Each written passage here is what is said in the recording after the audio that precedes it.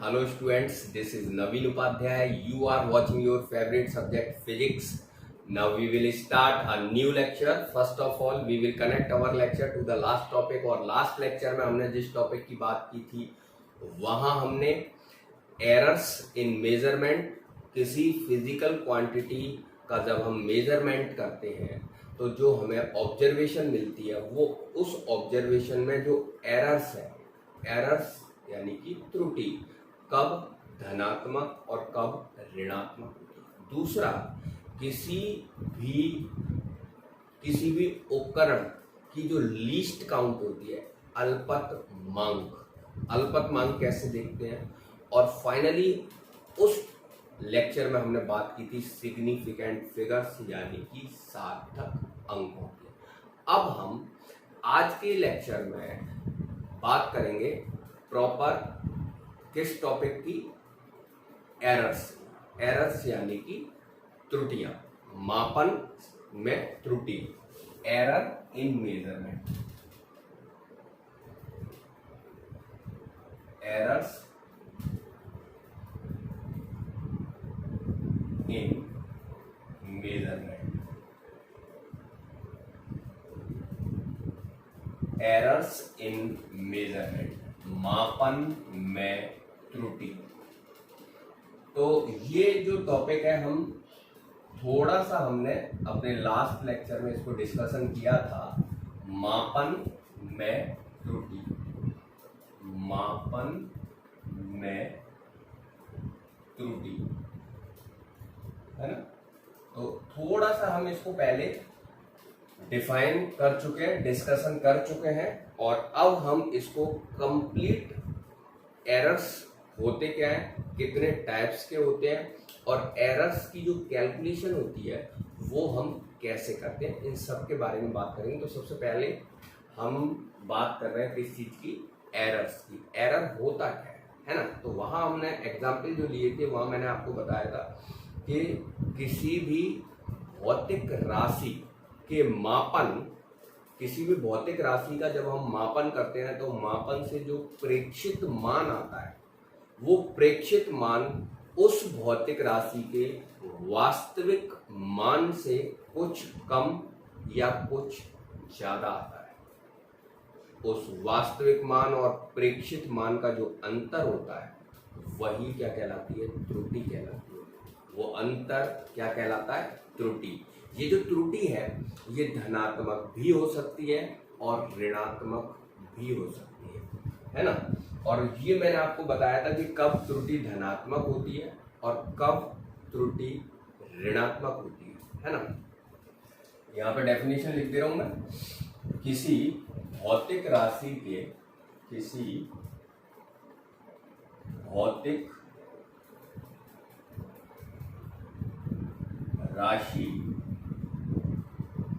के प्रेक्षण,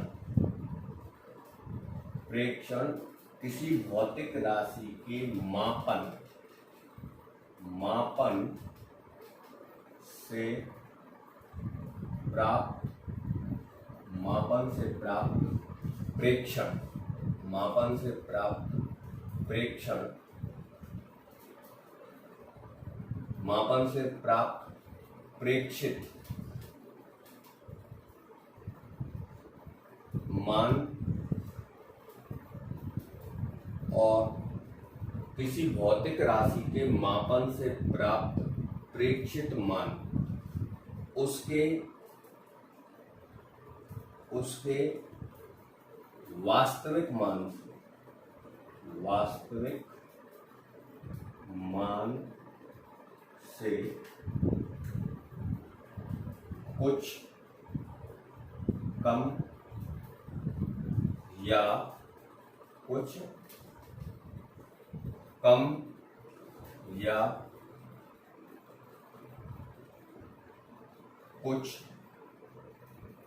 अधिक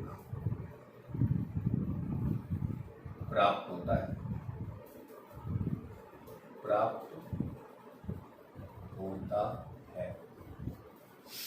वास्तविक मान और प्रेक्षित मान का ये अंतर, वास्तविक मान वास्तविक मान और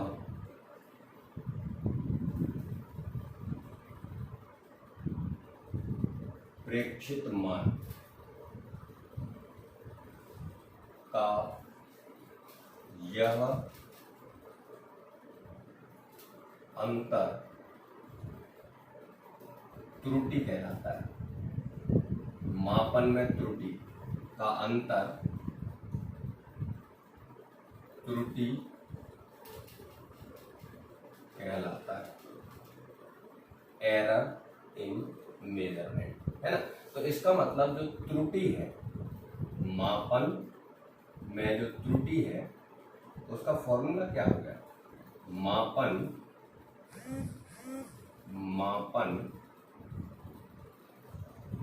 में त्रुटि, मापन में त्रुटि, वास्तविक मान और मापित मान, प्रेक्षित मान का अंतर।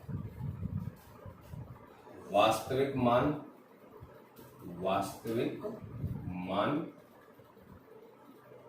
माइनस प्रेक्षित मान,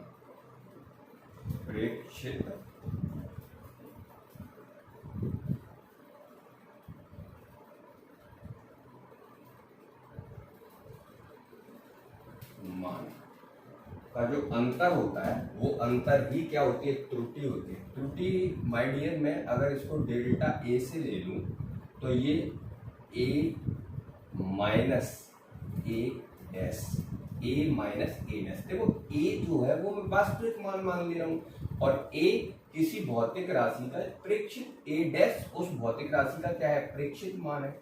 अच्छा, ये जो डेल्टा है, डेल्टा ए जो है, डेल्टा ए ये प्लस माइनस है ना, जो त्रुटि है वो पॉजिटिव भी हो सकती है और नेगेटिव भी हो सकती है। ओके, तो किसी अच्छा यूनिट, जो फिजिकल क्वांटिटी, जो भौतिक राशि हम ले रहे हैं, उस भौतिक राशि का क्या आ जाएगा? मात्रक आ जाएगा यहाँ पे। तो त्रुटि हमारी धनात्मक और ऋणात्मक दोनों प्रकार की हो सकती है ना, पॉजिटिव भी और नेगेटिव। ठीक, अच्छा,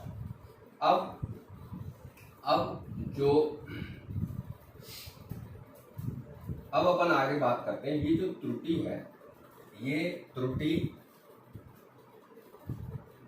क्या होती है? किसी भी भौतिक राशि के मापन से प्राप्त प्रेक्षित मान उसके वास्तविक मान से थोड़ा कम या थोड़ा अधिक प्राप्त होता है। वास्तविक मान और उसके प्रेक्षित मान का जो अंतर होता है, उस अंतर को हम क्या कहते हैं? त्रुटि कहते हैं। और ये त्रुटि धनात्मक और ऋणात्मक दोनों प्रकार की हो सकती है। वो हमने अपने लास्ट लेक्चर में आपको बताया था, है ना। जैसे मैं आपको फिर अगेन बता देता हूँ कि जैसे सपोज दैट अपने पास ये कोई स्केल है ना, एक स्केल, और ये स्केल जो है, सपोज दैट ये जो स्केल है ये सेंटीमीटर स्केल है,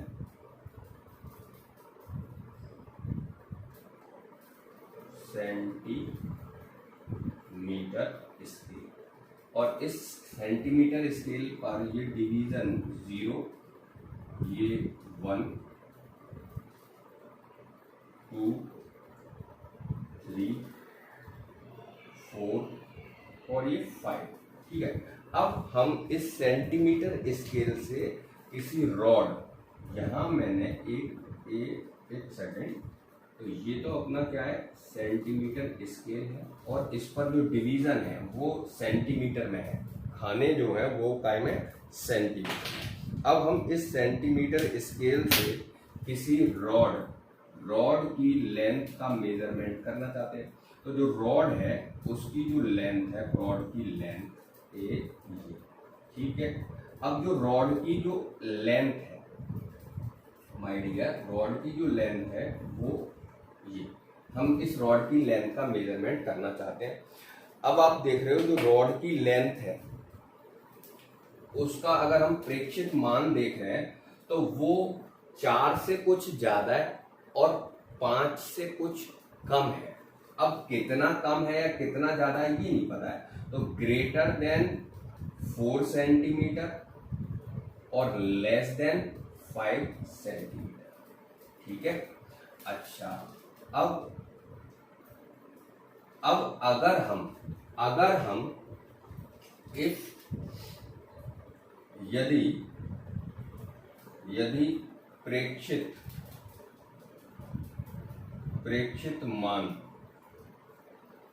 मान कितना मान लिया जाए, 4 सेंटीमीटर मान लिया जाए, 4 सेंटीमीटर मान लिया जाए, तब त्रुटि देखो जरा कैसी होगी। तब त्रुटि देखो, अगर हम 4 मानते हैं प्रेक्षित मान को, तो हमारी जो वास्तविक लंबाई है वो 4 से कुछ ज्यादा है। इसका मतलब त्रुटि, तब त्रुटि कैसी होगी, धनात्मक,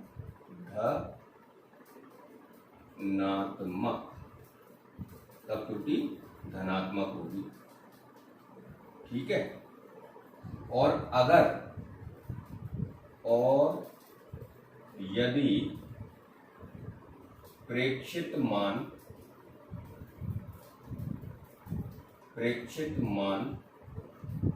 कितना मान लूं, प्रेक्षित मान 5 सेंटीमीटर मान लिया जाए, 5 सेंटीमीटर मान लिया जाए, तब देख के बताओ जरा त्रुटि कैसी होगी। मान लिया जाए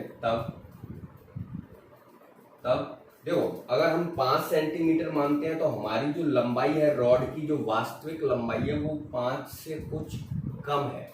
अब 5 से कुछ कम है यानी कि त्रुटि कैसी हो गई, ऋणात्मक मान लिया जाए, तब त्रुटि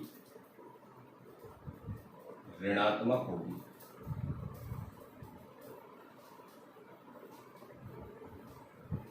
तब त्रुटि ऋणात्मक होगी। तो ऋणात्मक कब होती है त्रुटि, सपोज्ड है ना, वास्तविक। ये जो अपन एग्जाम्पल ले रहे हैं, छड़ की जो वास्तविक लंबाई है ना, छड़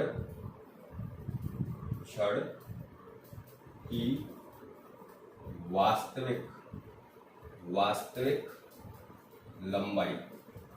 वास्तविक लंबाई सपोज दैट 4.5 सेंटीमीटर। ठीक है। अच्छा, यदि प्रेक्षित मान जो है एल डैश, वो मैं 4 सेंटीमीटर मान लूँ, कितना मान लूँ माय डियर, 4 सेंटीमीटर, तो क्या होगा, 4 यदि प्रेक्षित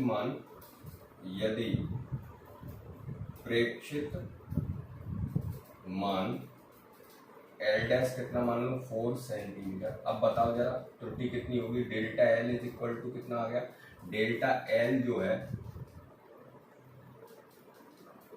तब त्रुटि कितनी होगी देख के बताओ। तो तुम्हारा जो डेल्टा एल है, त्रुटि यहां लिख दे रहा हूं, डेल्टा एल कितना हो जाएगा माय डियर, 4.5 माइनस 4 सेंटीमीटर, यानी कि ये हो गया कितना, 0.5 सेंटीमीटर। ठीक है। और यदि प्रेक्षित मान कितना लेते हैं, प्रेक्षित मान l dash is equal to 5 centimetre, अगर 5 सेंटीमीटर ले लेते हैं तो त्रुटि देख के बताओ जरा कितनी होगी। तब त्रुटि अपनी कितनी होगी, delta l is equal to 4.5 minus 5, यानी कि माइनस के 0.5 सेंटीमीटर। तो आपके समझ में आ गया होगा कि कब त्रुटि धनात्मक और कब त्रुटि ऋणात्मक होती है। अब ये जो त्रुटि है, ये त्रुटि किस कारण से उत्पन्न हुई है ना। त्रुटि यहाँ अगर हम देख रहे हैं तो हमारा जो स्केल है, हमारा जो उपकरण है, वो इस रॉड की लंबाई को मापने के लिए पर्याप्त नहीं है। जो रॉड की जो लंबाई थी वो 4.5 सेंटीमीटर थी और हमारा स्केल जो है उस रॉड की लंबाई को मापने के लिए पर्याप्त नहीं है। तो ये जो त्रुटि है वो उपकरण के कारण उत्पन्न हो रही है। ऐसे ही जो त्रुटियां होती हैं वो अलग अलग कारणों से उत्पन्न होती हैं और इन कारणों को देखते हुए हम त्रुटियों को दो भागों में बांट सकते हैं। जितनी भी त्रुटि है, जो एरर्स हैं, उनको कितने पार्ट्स में, दो पार्ट्स में डिवाइड कर सकते हैं। तो अब हम आगे देखते हैं इसके पार्ट्स। तो अब हम बात करते हैं क्लासिफिकेशन ऑफ एरर, यानी कि त्रुटियों का वर्गीकरण, है ना।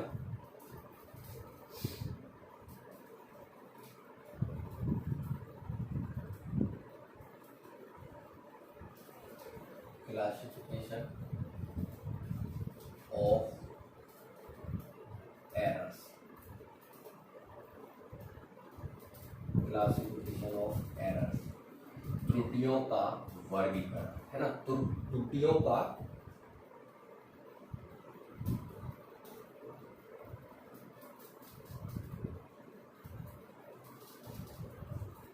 वर्गीकरण।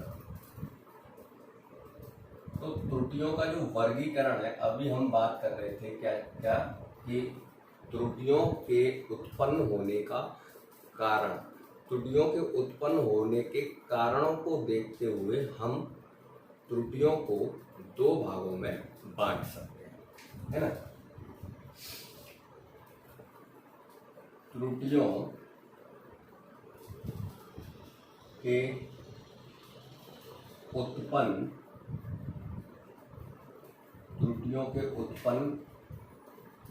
होने के कारणों को देखते हुए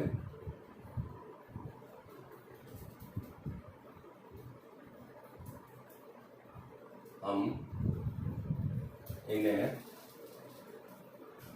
दो भागों में क्या कर सकते हैं, बांट सकते हैं। कितने पार्ट्स में डिवाइड कर सकते हैं, 2 पार्ट्स में। अब कौन कौन से दो भागों में बांट सकते हैं, तो एक होता है आपका कौन सा, एक होता है सिस्टमैटिक एरर, क्रमबद्ध त्रुटि।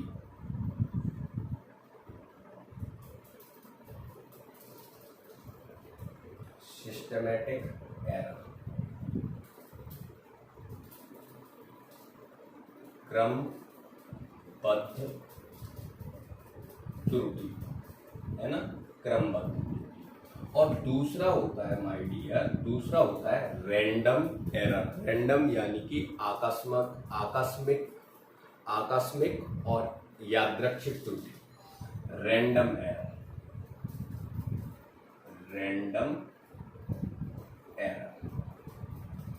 इसको हम बोलते हैं यादृच्छिक त्रुटि, यादृच्छिक त्रुटि, ठीक है, यादृच्छिक त्रुटि, रैंडम एरर। अब सबसे पहले इसमें से हम बात करते हैं किस चीज की, सिस्टमैटिक एरर की। मैं पहले हेडिंग डाल ले रहा हूँ, कौन सी, एक नंबर हेडिंग डाल ले रहा हूँ, फर्स्ट कौन सी, सिस्टमैटिक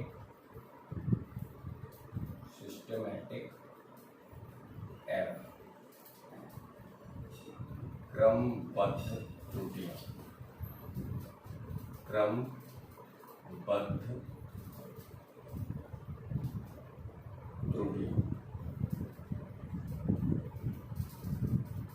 ठीक है, क्रमबद्ध। सिस्टमैटिक एरर क्या होता है माय डियर, बहुत आसान चीज है सिस्टमैटिक एरर।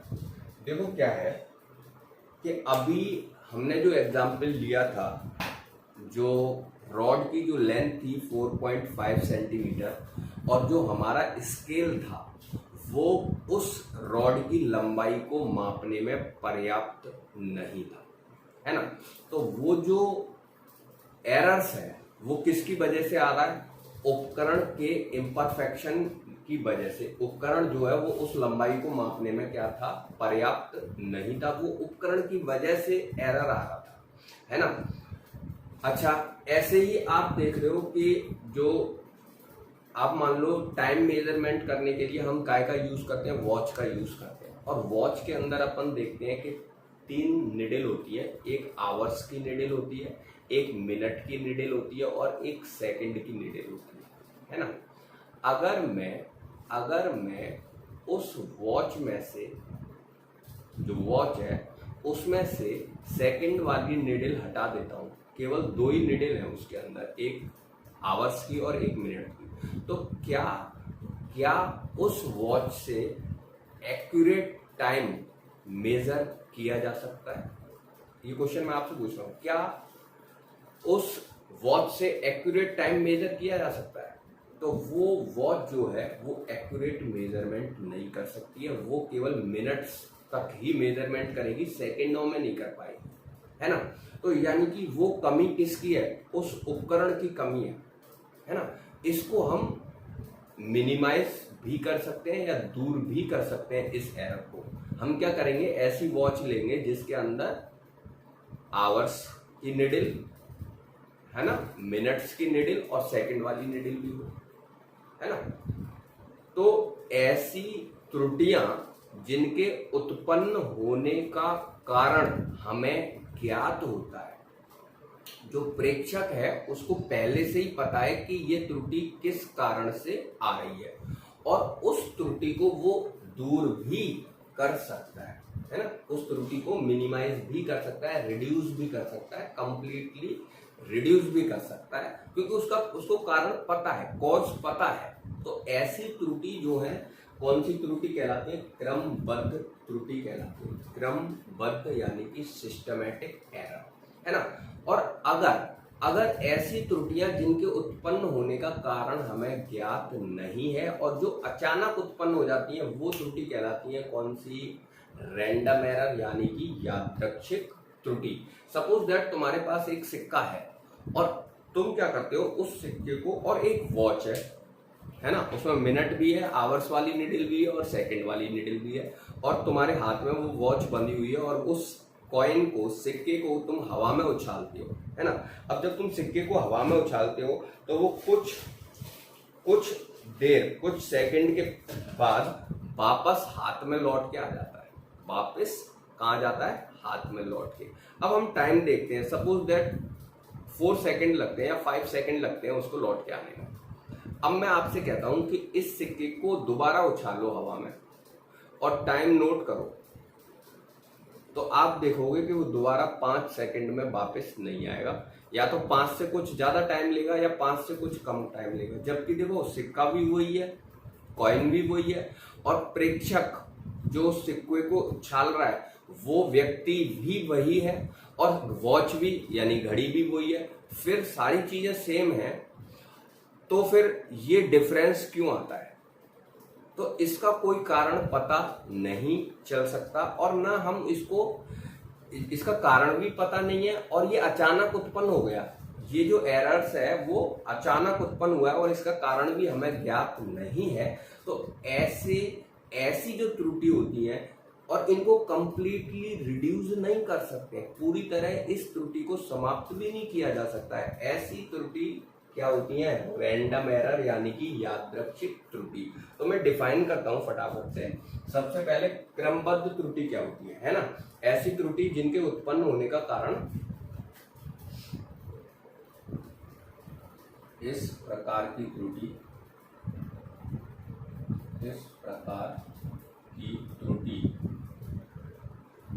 जिनके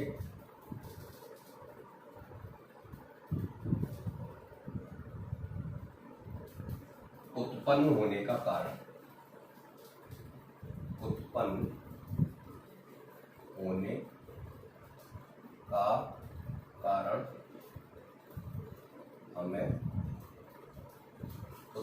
कारण हमें ज्ञात होता है,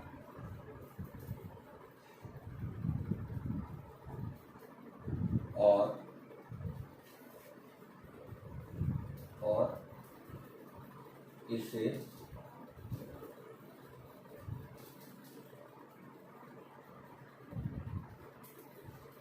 कम या समाप्त भी किया जा सकता है, भी किया समाप्त भी किया जा सकता है। ठीक है।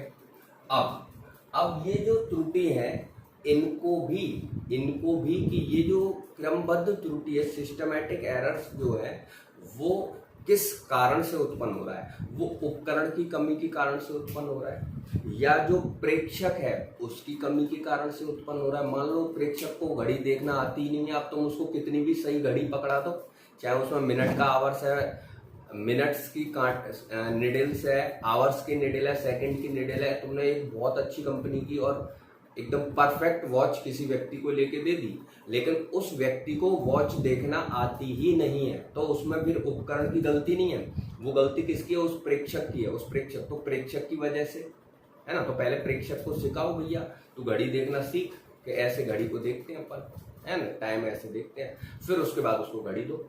तो ये जो, या मान लो अपना जो सराउंडिंग एटमॉस्फेयर है, वातावरण के कारण त्रुटि उत्पन्न हो रही है, तो किस वजह से त्रुटि उत्पन्न हो रही है, ये फैक्टर भी ये फैक्टर डिसाइड करेगा कि कौन सी क्रमबद्ध त्रुटि है। तो क्रमबद्ध त्रुटियों को भी हम कुछ कैटेगरीज में डिवाइड कर सकते हैं। तो इन क्रमबद्ध त्रुटियों को भी 3 भागों में बांटा जा सकता है। इन क्रमबद्ध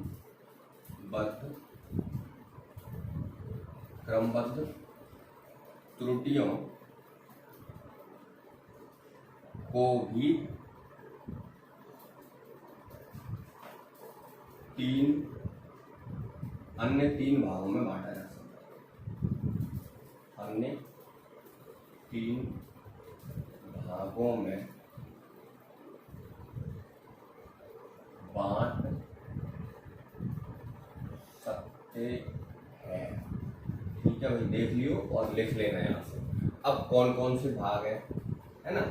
तो सबसे पहले इंस्ट्रूमेंटल एरर। कौन सा, मैं नाम लिख दे रहा हूँ बेटा इनके, है ना, नाम लिख दे रहा हूँ और समझा दे रहा हूँ।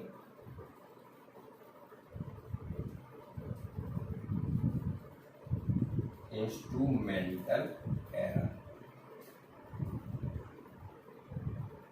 इंस्ट्रूमेंटल एरर का मतलब है उपकरण के कारण उत्पन्न त्रुटि या उपकरण की अपर्याप्तता के कारण उत्पन्न त्रुटि।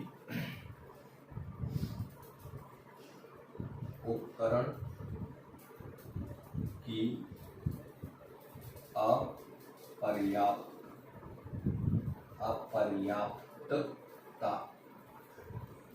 अपर्याप्तता के कारण उत्पन्न त्रुटि। तो अभी मैंने आपको बताया उपकरण की अपर्याप्तता यानी कि उपकरण जो है वो प्रेक्षण लेने के लिए पर्याप्त नहीं है ना। जैसे अभी मैंने बताया लेंथ थी 4.5 सेंटीमीटर वास्तविक, और हमारा उपकरण 4 या 5 तक माप रहा था। 4.5 यानी कि उसमें मिलीमीटर के भाग नहीं थे, डिवीजन नहीं थे, है ना। तो ये ऐसे ही, तो इस कमी को कैसे दूर कर सकते थे, इस कमी को दूर करने के लिए हम उपकरण को चेंज कर सकते हैं, है ना। अच्छा, दूसरा चलते हैं अपन environmental error. Environmental error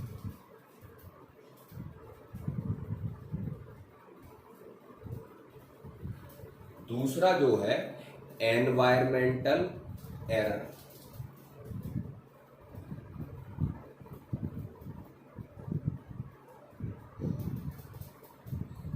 environmental error यानी कि वातावरण के कारण उत्पन्न त्रुटि। बता देता हूं अभी कैसे। एनवायरमेंट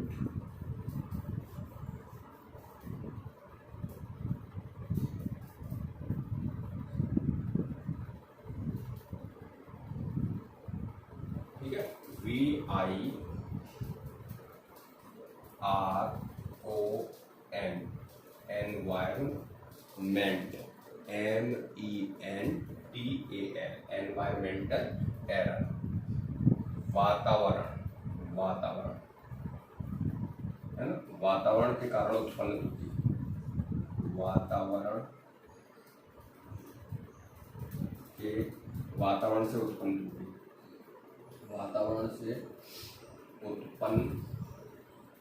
त्रुटि, अच्छा ये वातावरण से उत्पन्न त्रुटि क्या होती है माय डियर? जैसे अपन को मान लीजिए अपन को टेम्परेचर मेजरमेंट करना है, बॉडी का टेम्परेचर मेजरमेंट करना है, किससे? टेम्परेचर स्केल से। तो हम टेम्परेचर स्केल का जब यूज करते हैं तो आपने देखा होगा कि टेम्परेचर स्केल को, है ना, डॉक्टर क्या करता है, टेम्परेचर स्केल को स्प्रिट, एक ब्लैक कलर की अपनी जो है शीशी होती है कांच की, इस कांच की शीशी के अंदर होता है स्प्रिट, और उस थर्मामीटर को स्प्रिट के अंदर डाल के रखता है ना। और जब डॉक्टर हमारा टेम्परेचर मेजरमेंट करते हैं तो उस स्प्रिट से उसको थर्मामीटर को जब निकालते हैं तो पहले देखते हैं कि हमारा जो थर्मामीटर है वो ऑल कितने पे होना चाहिए, 0 डिग्री पे होना चाहिए, और उसके 0 डिग्री फ़ारेनहाइट पर होना चाहिए। फिर उसके बाद उसको हम मुंह में लगाते हैं, और जैसे जैसे वो टेम्परेचर अपनी बॉडी का उसके अंदर जाता है ना, तो जो उसके अंदर मरकरी पारा जो होता है उसका थर्मल एक्सपेंशन, ऊष्मीय प्रसार होता है, और वो वहां तक इंक्रीज हो जाती है उसकी लेंथ, और टेम्परेचर मेजरमेंट कर लेते हैं, है ना। लेकिन अगर उसको स्प्रिट की शीशी के अंदर नहीं रखा जाएगा, तो अगर जैसे खुले में थर्मामीटर को रख दिया, अब खुले में अगर तुम थर्मामीटर को रख दोगे तो वो पहले से ही एटमॉस्फेयर का टेम्परेचर उसके अंदर आ जाएगा, और उसके बाद हम मुंह में लगाएंगे उसको, तो वो टेम्परेचर एटमॉस्फेयर का साथ में इंक्लूड हो जाएगा, तो एग्जैक्ट बॉडी का टेम्परेचर पता नहीं चल पाएगा। तो ये जो एरर्स है वो काय की वजह से आ रहा है, एटमॉस्फेयर की। एटमॉस्फेयर के अंदर जो ह्यूमिडिटी होती है उसकी वजह से भी एरर आ जाता है। एटमॉस्फेयर के अंदर जो पॉल्यूशन होता है, साउंड पॉल्यूशन होता है, उसकी वजह से भी एरर आ जाता है। आप लोगों ने देखा होगा कि जो सोनार वगैरह जो होते हैं, आप गोल्ड खरीदने जाते हो किसी सोनार के यहाँ, तो वहाँ जो वेट बैलेंस होता है, जो तराजू होता है तौलने वाला, है ना, वेट मशीन जो होती है, वो एक कांच के बॉक्स के अंदर बंद करके रखता है। क्यों? क्योंकि वहाँ जो फैन पंखा चल रहा है उसकी हवा से डिस्टरबेंस नहीं हो जाए, या जो व्हीकल्स चल रहे हैं उनका जो हॉर्न वगैरह जो साउंड है उससे डिस्टरबेंस नहीं आ जाए, या जो एटमॉस्फेयर में जो डस्ट है उससे जो मेजरमेंट है उसमें प्रॉब्लम नहीं आ जाए। तो ये इन सब से बचने के लिए वो उसको काय में बंद करके रखता है, एक ग्लास के बॉक्स में बंद करके रखता है, और उसकी विंडो खोलता है गोल्ड उसके अंदर, और वापस से उसको बंद कर देता है, जिससे अब एग्जैक्ट मेजरमेंट आएगा उसका, है ना। अब तुम कौन सा? Environmental error. तो एनवायरमेंटल वातावरण से उत्पन्न त्रुटि, इसको हम दूर कैसे करते हैं मैंने बताया अभी आपको, है ना। अब अपन और सी की बात करते हैं। नेक्स्ट तो 2 हो गए, उपकरण की अपर्याप्तता और वातावरण से उत्पन्न होने वाली त्रुटि, और ऑब्जर्वेशनल एरर, है ना। ऑब्जर्वेशनल एरर,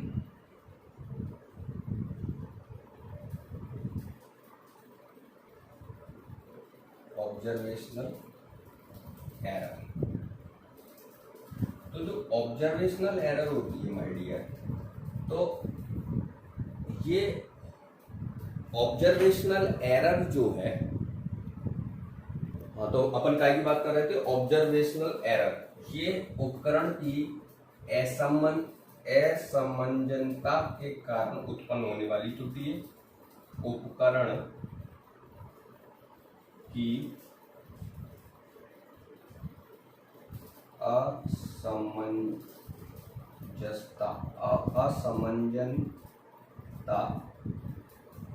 से उत्पन्न त्रुटि। तो असमंजसता क्या होता है? असमंजसता, ये क्या चीज होती है? जैसे अपन देखते हैं कि जो उपकरण है उसके अंदर क्या है, उपकरण के अंदर एरर है। कैसा एरर है, तुमने देखा होगा कभी कभी जो वेट मशीन होती है, यानी कि जो तराजू है भौतिक तुला, उसके अंदर दो पड़ले होते हैं, है ना। एक पड़ले में हम क्या करते हैं, वेट रखते हैं, और दूसरे पड़ले में वस्तु रखते हैं जिसको तौलना होता है ना। उससे पहले, वस्तु को तौलने से पहले, बांट रखने से पहले हम उस तला को बैलेंस करके देखते हैं। तो अगर जो कांटा है वो बीच में होना चाहिए, दोनों पड़ले जो हैं सेम वेट के होने चाहिए, ऊपर नीचे नहीं होनी चाहिए, और जो निडल है वो एकदम जीरो पे होनी चाहिए, है ना। उसके बाद हम एक तरफ बांट रखते हैं, एक तरफ ऑब्जेक्ट रखते हैं और मेजरमेंट करते हैं। अब मान ले कि ऑलरेडी जो तुम्हारे जो पड़ले हैं उनके वेट सेम नहीं है, और वो जो निडल है वो जीरो पे नहीं है, एक तरफ ऊपर नीचे है, तो तुम क्या करते हो, उसको एरर्स को दूर, अगर उस तराजू से तुम तोलोगे तो क्या करोगे, कम ज्यादा होगा। अब तुमने मान लो जैसे 10 किलो चीज तोलनी है, तो 5 किलो एक पड़ले में तोल ली, इधर बांट रख दिया, इधर वस्तु रख दी। उसके बाद उल्टा कर दो, अब 5 किलो इधर वाले में वस्तु रख दो और इधर वाले में बांट रख दो, तो बच सकते हो एरर से। उसको समंजित करना कहते हैं। या फिर हम क्या करते हैं, एक साइड उसमें कुछ पत्थर या मिट्टी डाल देते हैं या कुछ बांध देते हैं उससे, और दोनों तरफ उसको बैलेंस कर देते हैं, तो उसको बोलते हैं समंजनता, उपकरण की समंजनता। या मान लो जैसे अपन थर्मामीटर की बात कर रहे थे, तो थर्मामीटर ऑलरेडी कुछ टेम्परेचर शो कर रहा है, 1 डिग्री 2 डिग्री 3 डिग्री या 10 डिग्री फ़ारेनहाइट पहले से शो कर रहा है। अब तुमने उसको मुंह में लगा दिया, उसके बाद निकाल के देखा, तो जो तुम्हारा टेम्परेचर आ रहा है उसमें से वो पहले वाला जो ऑलरेडी उसमें टेम्परेचर था उसको माइनस कर दो, तो एग्जैक्ट टेम्परेचर आ जाएगा। इसको कहते हैं समंजनता, उपकरण की समंजनता। और अगर हमने उपकरण को चेक नहीं किया और डायरेक्ट उससे मेजरमेंट करना शुरू कर दिया तो एरर्स आ जाएगा उसके अंदर। तो उपकरण की असमंजनता, समंजनता के कारण उत्पन्न होने वाली जो त्रुटि होती है उसको ऑब्जर्वेशनल एरर कहते हैं। और इस ऑब्जर्वेशनल एरर को हम रिड्यूस भी कर सकते हैं, कम भी कर सकते हैं, है ना। तो ये था मेरे माय डियर कौन सी त्रुटि, सिस्टमैटिक एरर्स, है ना। अब हम आज की वीडियो को बेटा यहीं तक रखेंगे, इसे नोट कर लो, इसके नोट्स प्रिपेयर कर लो स्क्रीनशॉट लेके, और नेक्स्ट वीडियो में हम बात करेंगे किस चीज की, रैंडम एरर, जो कि इंपॉर्टेंट है, जिससे रिलेटेड क्वेश्चन बोर्ड में और कंपटीशन एग्जाम में पूछा जाता है। तो नेक्स्ट वीडियो में हम माय डियर बात करेंगे किसकी, रैंडम एरर की। कौन सा एरर, रैंडम एरर, यादृच्छिक त्रुटि। तो मिलते हैं नेक्स्ट वीडियो में, तब तक के लिए धन्यवाद, नमस्कार।